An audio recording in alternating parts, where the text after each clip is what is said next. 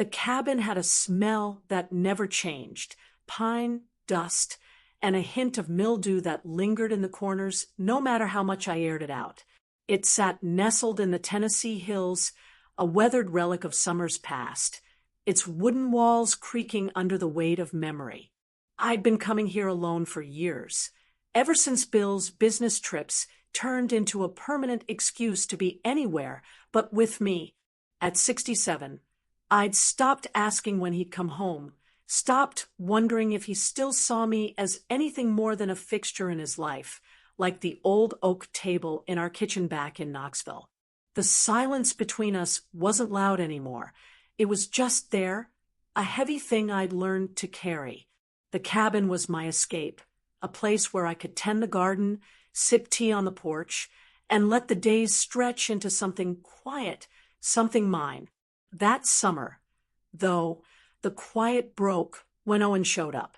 My grandson, 21, all sharp edges and soft smiles, rolled up the gravel drive in his rusted Toyota on a late June afternoon, dust kicking up like a storm behind him. He'd called a week before, his voice crackling through the spotty reception. "Graham, mind if I crash with you for a bit? Need a break from Nashville." I didn't ask why, didn't need to. The truth was, I'd missed having someone else's voice bounce off these walls, so I told him to come, and that was that. When he stepped out of the car, backpack slung over one shoulder, I felt a jolt I couldn't place. He wasn't the little boy who'd spent summers here, chasing fireflies or begging me to push him on the tire swing out back. He was taller now, broader, with a shadow of stubble on his jaw and green eyes that carried a weight I hadn't noticed before. "Hey, Graham," he said, pulling me into a hug that smelled of sweat and gasoline, his arms strong around me. For a moment, I let myself sink into it, feeling the solid warmth of him against the ache I'd buried too long. "Missed you, kid," I said, stepping back to take him in. "You've grown up on me." He grinned, that lopsided smile I'd always loved. "You're still the same, though. This place, too." I laughed, a dry little sound. Looks can fool you. If only he knew how much had changed beneath the surface. The first few days slipped by like water through my fingers, easy and familiar. Owen took to the garden with a kind of quiet focus, pulling weeds, hauling bags of mulch, fixing the trellis that had sagged under last year's cucumber vines. I'd watch him from the porch, a mug of chamomile cooling in my hands, the late afternoon sun painting him in gold. He moved like he belonged here, his hands steady in the dirt, and I'd catch myself marveling at it. How the boy who'd once toddled after me with a fistful of dandelions had turned into this man, all lean muscle and purpose. He'd call out to me now, and then, "Graham, these tomatoes need more water," or "You want the roses trimmed back?" And I'd answer, my voice steadier than it had been in months, maybe years. "Give him a good soak," I'd say, or just a little off the top, and he'd nod, getting to it without a fuss. It felt good, having him here, better than I'd expected. The cabin wasn't so hollow with his boots thumping across the floor, or his low whistle drifting through the air as he worked. Evenings, we'd settle on the porch, the air thick with the hum of cicadas and the faint sweetness of honeysuckle from the bushes out back. I'd brew tea, mint one night, chamomile the next, whatever I had in the tin, and he'd stretch out on the wicker couch, kicking off his dusty boots, his long legs dangling over the armrest. He'd tell me about college, his mechanic job in Nashville, the girlfriend who'd left him last spring. She said I wasn't going anywhere. He'd say, shrugging like it didn't sting, but I could hear the bruise in his voice, the way it caught on the edges. "She's wrong," I'd tell him, sipping my tea. "You're finding your way. Takes time, that's all." He'd smile then, soft and grateful, and something in my chest would twist, a flicker of warmth I hadn't felt since Bill still looked at me like I mattered. I'd push it down, tell myself it was just the comfort of having him near, Nothing more. At 67, you don't expect to feel anything stir inside you, not like that. But it started anyway, slow and quiet, like a seed cracking open in the dark. It was the little things at first, the ones I could brush off. I'd be kneeling in the garden, tugging at a stubborn root, my knees aching against the dirt, and I'd feel his eyes on me longer than they should have lingered. Not the quick, careless glance of a kid checking on his grandma, but something steadier, softer, like he was seeing me. I'd look up, catch him staring, and he'd turn away fast, a faint flush creeping up his neck as he bent back to his work. I told myself it was nothing, that I was imagining it, projecting something onto him because I'd been alone too long. Then there were the touches. Passing him the hoe, our fingers would brush, and he wouldn't pull back like he used to. His hand would linger, warm and rough against mine, sending a shiver up my arm I couldn't ignore.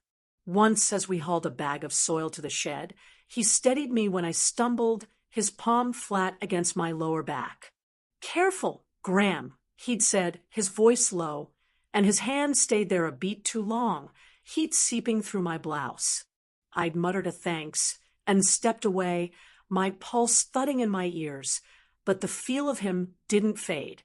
By the end of that first week, I was noticing him too, more than I should have.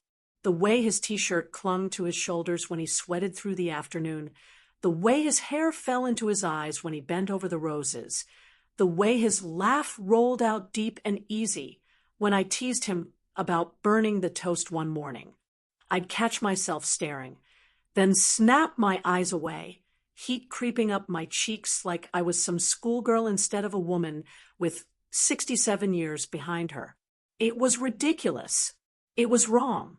But it was there, growing louder every day. It was a Thursday night when it all tilted, the air sticky, and still the kind of evening that presses against your skin and begs for a breeze.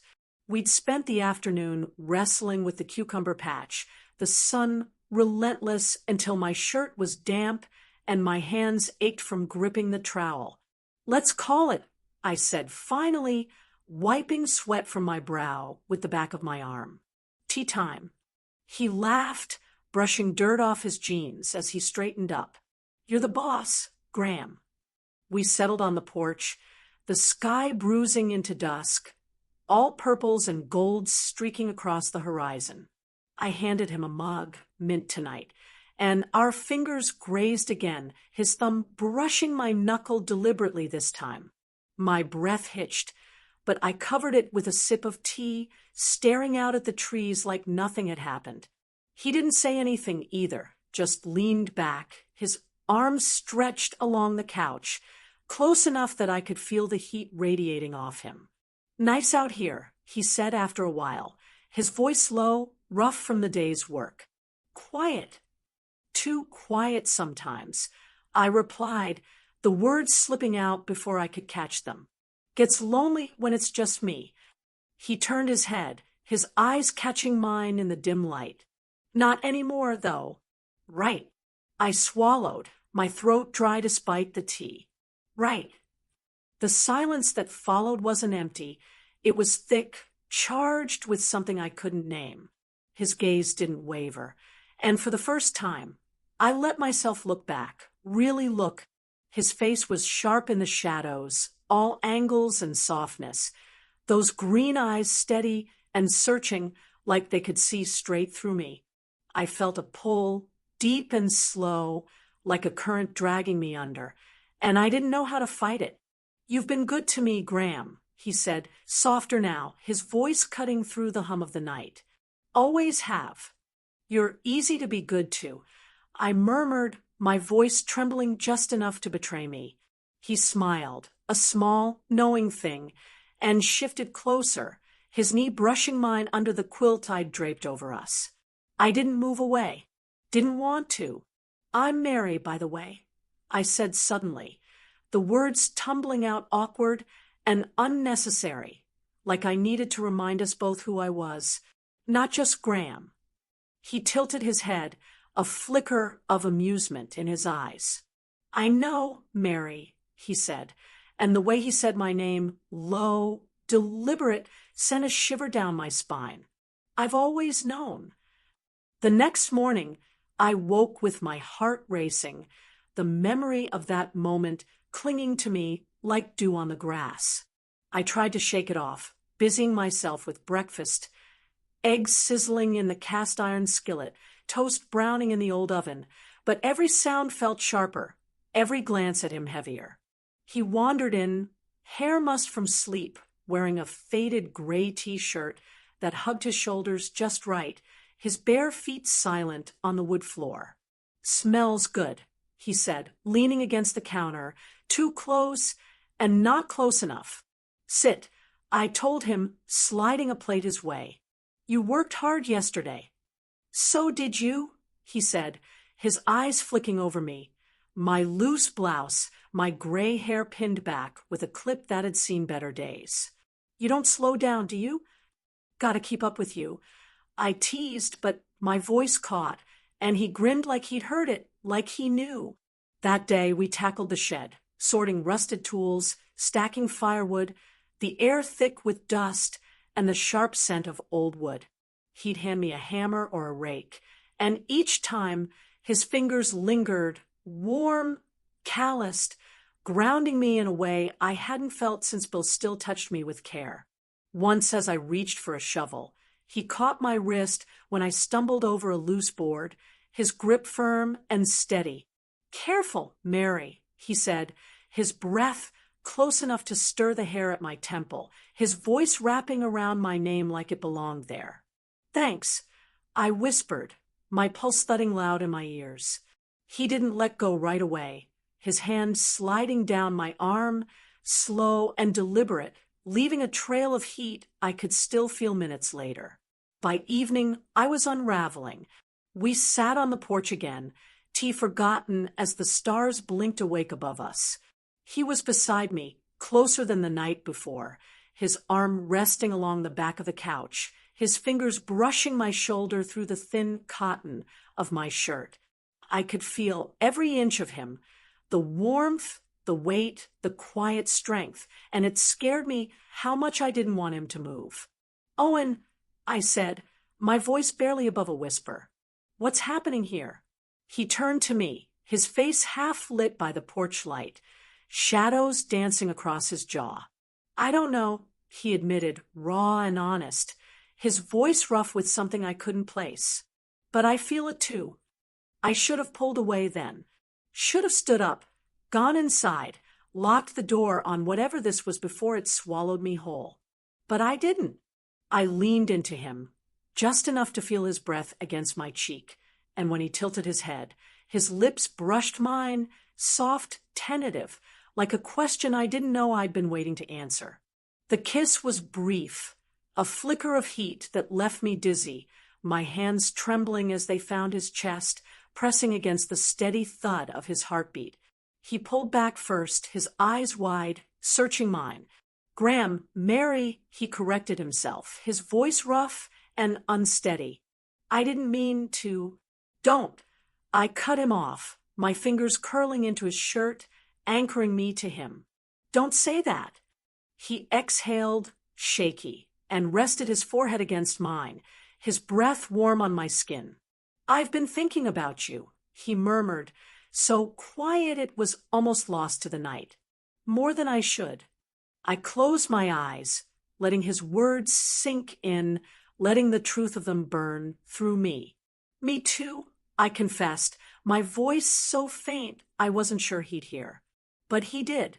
His hand slid to my waist, warm through the thin fabric of my blouse, and he kissed me again, deeper this time, slower, like he was tasting something he'd been hungry for. I melted into it, my body waking up in ways I'd forgotten it could, my hands sliding up his chest, my fingers threading into the hair at the nape of his neck, soft and damp with sweat. His grip tightened, pulling me closer, and for a moment, the world was just us, the porch, the night, the heat of his mouth on mine, the faint taste of mint lingering between us. When we parted, I was breathless, my skin alive where he'd touched me, a flush creeping up my neck I couldn't hide. "We can't tell anyone," I said, the words tumbling out before I could stop them, sharp with the weight of reality crashing back in. "I won't," he promised, his thumb tracing my jaw, lingering there like he couldn't let go.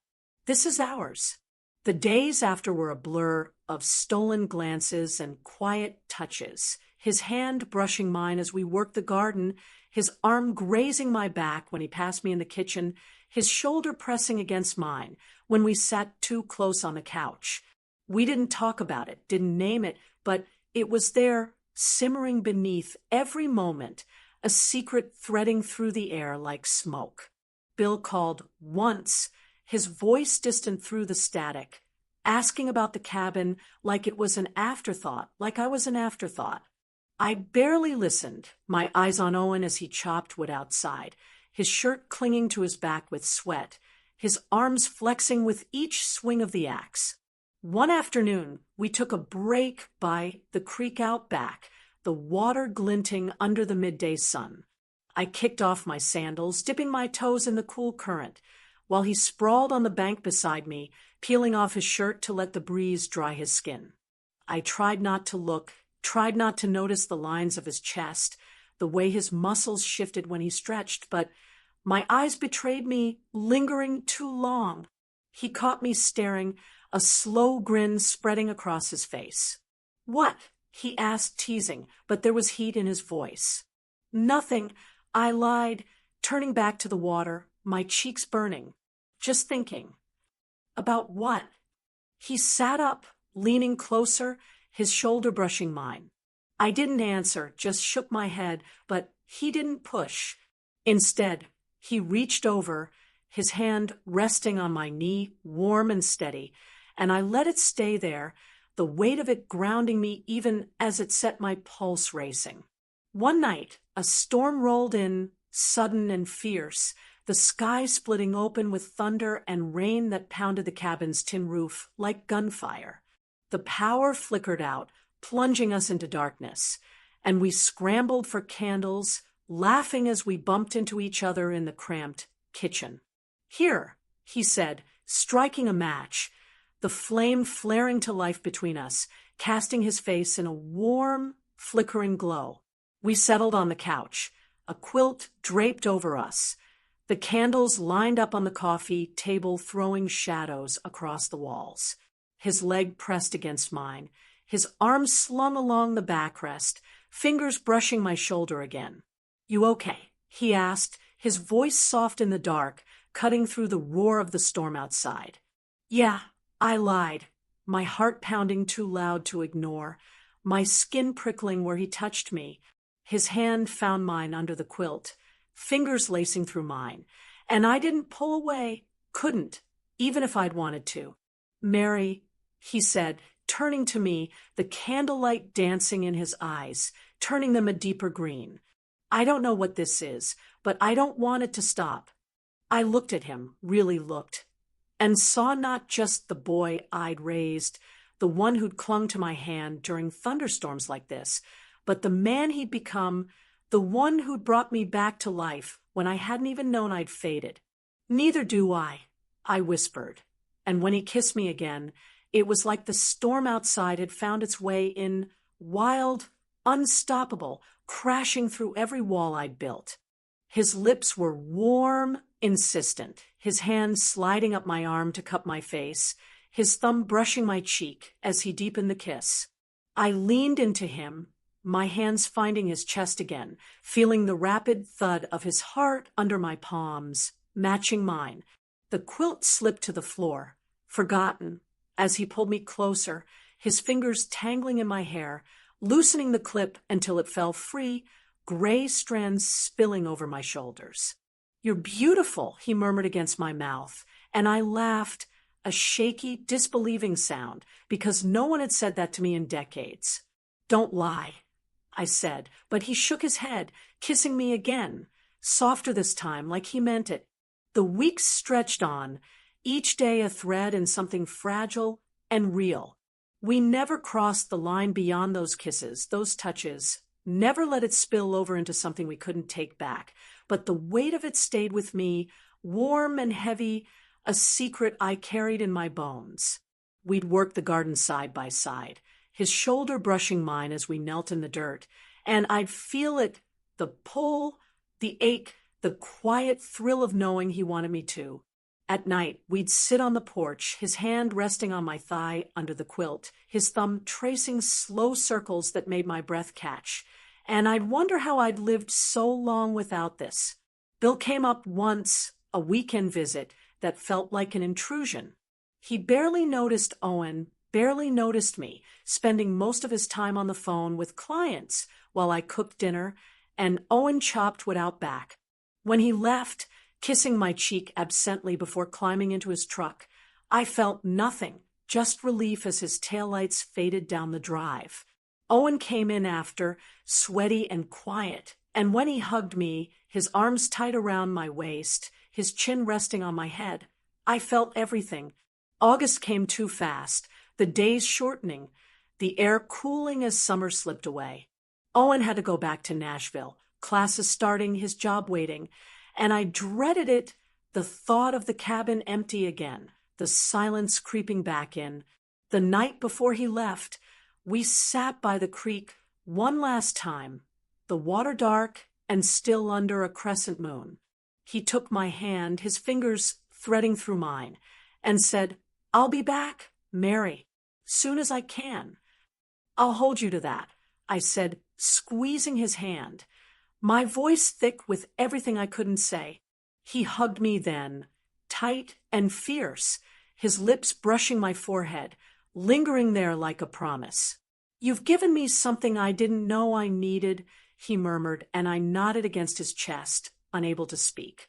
Now, as I sit on the porch, the cabin quiet again, the quilt draped over my lap, I feel it still, the echo of his presence, the way he saw me, wanted me when I'd forgotten how to want myself. Bill's due home next week, but it doesn't matter. Something's shifted, and I'm not the same woman he left behind, not the one who settled for silence, who let herself fade. Owen woke something in me, something wild and tender, something I'll carry long after the leaves fall, long after the garden sleeps under frost.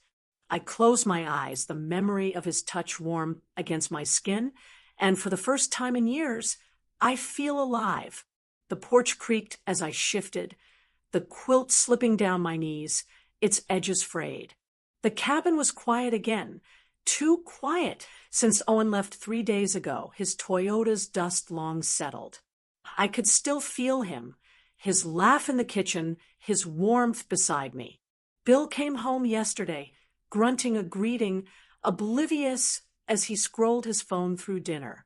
I felt nothing for him, just relief when he left for Memphis this morning. Tonight, I poured chamomile and sat outside, stars sharp overhead. The quilt smelled of Owen, wood smoke, sweat, and I held it close. The mailbox had a letter today, his handwriting scrawling, "Mary." "Hey, Mary," it read. "Nashville's loud. Miss the cabin. You, the creek. I'll be back. Thanksgiving. Maybe. Miss you. Owen." My heart thudded as I tucked it in my pocket. I wrote back, pen shaking. "Dear Owen, it's quiet here. Bill's gone. Doesn't matter. Miss you too. Thanksgiving can't come soon enough. Mary." I mailed it, a secret sent off. Now, weeks stretch ahead, but his words stay with me, warm and heavy. The garden's wilting, yet I feel alive, waiting for him.